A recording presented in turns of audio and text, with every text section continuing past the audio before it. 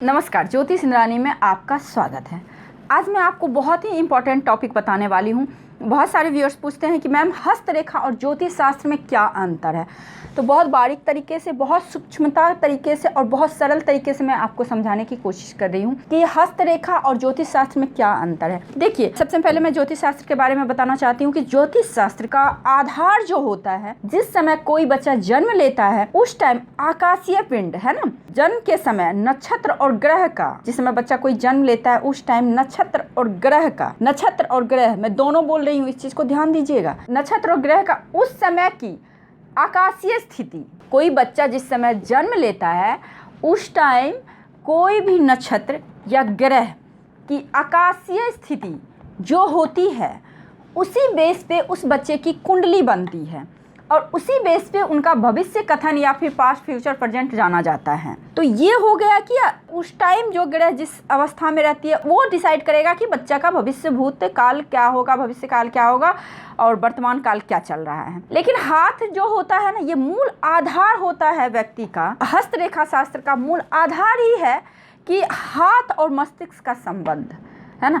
हस्तरेखा जैसा कि प्रतीत होता है ना, हस्त मतलब हाथ, रेखा मतलब लाइंस, तो हाथ की रेखाएं और मस्तिष्क का, तभी तो कहते हैं हाथ की रेखाएं मन का दर्पण होता है, आपके मस्तिष्क का दर्पण होता है। यदि आप हस्तरेखा का सूक्ष्म तरीके से और डीपली अध्ययन करेंगे तो आप व्यक्ति के बहुत सारे रहस्य ऐसे जान जाएंगे। हर किसी के पास कुंडली नहीं होती है, बट हर किसी के पास हाथ होती है। अब वैसा ही कोई नसीब जिनका थोड़ा गड़बड़ हो या फिर कुछ हो, प्रॉब्लम तो नहीं होती है हाथ, लेकिन होती जरूर है हाथ, है ना। तो इसका अगर हम सूक्ष्मता पूर्वक अध्ययन करते हैं तो आपको बहुत सारे मस्तिष्क का रहस्य आसानी से समझ में आ जाता है।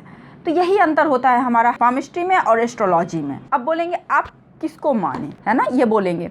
तो देखिए, होता क्या है ना, जब आप आम का पेड़ का बीज बोओगे तो उससे आम ही निकलेगा, है ना, उससे केला नहीं निकल सकता है। उसी प्रकार से दोनों एक दूसरे के पूरक हैं, दोनों एक दूसरे के बिना नहीं हैं। एस्ट्रोलॉजी भी उतनी ही सही है जितनी कि पामिस्ट्री सही है। अगर एस्ट्रोलॉजी में आपके बड़े राजयोग हैं तो आपके दिमाग में वो चीज़ आएगा ही आएगा, टक टक करेगा ही करेगा, मुझे ये करना है, मुझे ये करना है। फिर उस चीज़ को करने की चाहत आप जरूर रखेंगे। जैसे ही चाहत रखेंगे वैसे ही आपके हाथ की रेखाएं उभरनी शुरू हो जाएगी। ये इस प्रकार से एक दूसरे से जुड़ा हुआ है। तो ये चीज़ है। हम लोग पूछते हैं कि कौन सा हाथ देखें। देखिए, हमारे पास में दो प्रकार का मन है। हमारे पास में बहुत सारे व्यूअर्स को पता होगा, बट जिनको नहीं पता है उनके लिए हमारे पास दो मन है, एक चेतन मन, एक अपचेतन मन।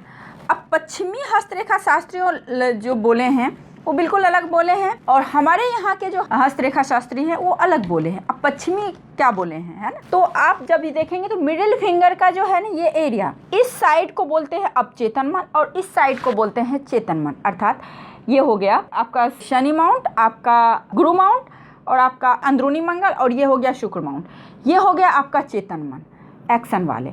और आपका ये देखिए, ये आपका एरिया हो गया सूर्य माउंट, ये हो गया बुध माउंट, ये बाहरी मंगल, ये हो गया चंद्र, ये अवचेतन मन। ठीक है।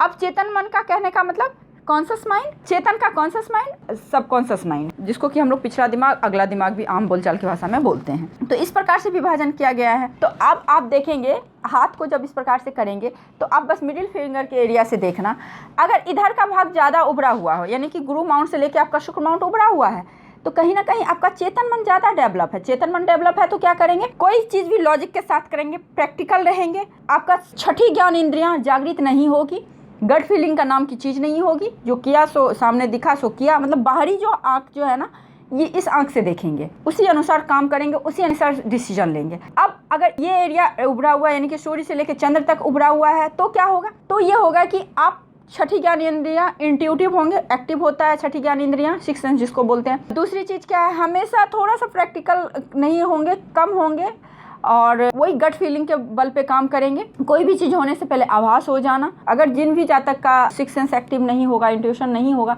तो कोई भी व्यक्ति आप टेरो कार्ड रीडर हो जाए, या ज्योतिष हो जाए, या फिर आप पामिस्ट हो जाए, ये नहीं कर सकते हैं, क्योंकि इसमें इसकी इन्वॉल्वमेंट बहुत ज़रूरत होती है। ठीक है। तो ये चीज़ होता है। अब यहाँ के जो शास्त्र है उसके अकॉर्डिंग क्या है, उसके अकॉर्डिंग जो है लेफ्ट हैंड जो है वो आपके अपचेतन मन को इंडिकेट करता है और राइट हैंड आपके चेतन मन को। यहाँ भी देखिए ना, आप राइट साइड आपको क्या कर रहा है, हालांकि ये तो है, बट राइट साइड क्या है, राइट साइड का दिमाग जो है ये आपका चेतन मन है, ये अपचेतन मन है।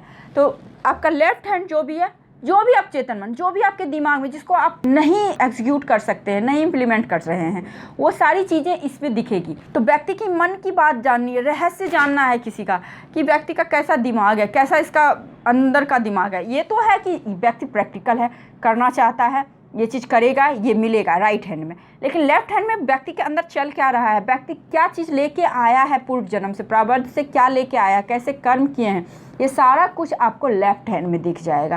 फिर आप उनको ये भी बोल सकते हैं कि आप ये काम के लिए बने हो, ये काम आप करो। कई बार क्या होता है, हमारा लेफ्ट हैंड बहुत अच्छा रहता है बट राइट हैंड बिल्कुल अच्छा नहीं होता।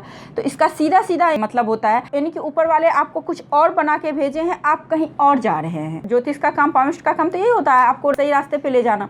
तो आप सही रास्ते पे जाओ, अपने जो मंजिल है उसकी ओर चलो, ना कि इधर उधर आप भटको। तो ये चीज़ हो जाता है। अगर वहीं पर लेफ्ट हैंड बहुत बुरी है और राइट हैंड अच्छी है, तो कहीं ना कहीं बहुत बुरा आपने कुछ कर्म किया है पिछले जन्म में, तो बहुत निगेटिव साइन है। इस जन्म में आपके माता पिता, आपका अच्छा कर्म है जो कि बहुत अच्छी तरीके से आपके हाथ में डेवलप रेखाएं हो रही है। जितने कष्ट लिखे उतने नहीं हो रहे हैं, क्योंकि कर्म से तो हम अपने भाग्य को भी चेंज कर सकते हैं। देखिए, चेंज हर चीज़ को कर सकते हैं, बट वही चीज़ होता है ना, कर्म बहुत बड़ी चीज़ होती है। तो यही कुछ बातें थी जो मैं आपको बताना चाहती थी कि ये चीज़ बहुत इंपॉर्टेंट है। और ज्योतिष शास्त्र और हस्तरेखा शास्त्र में यही अंतर है, और लेफ्ट राइट का यही फंडा है। तो आई थिंक आप लोगों को ये वीडियो अच्छी लगी। यदि आपको ये वीडियो अच्छी लगी तो वीडियो को लाइक जरूर कीजिए। मेरे चैनल पे नए हैं तो सब्सक्राइब कीजिए, पुराने हैं तो शेयर कीजिए। मुझे इंस्टा और फेसबुक पेज पे भी फॉलो कीजिए। तो आज के लिए बस इतना ही, नमस्कार।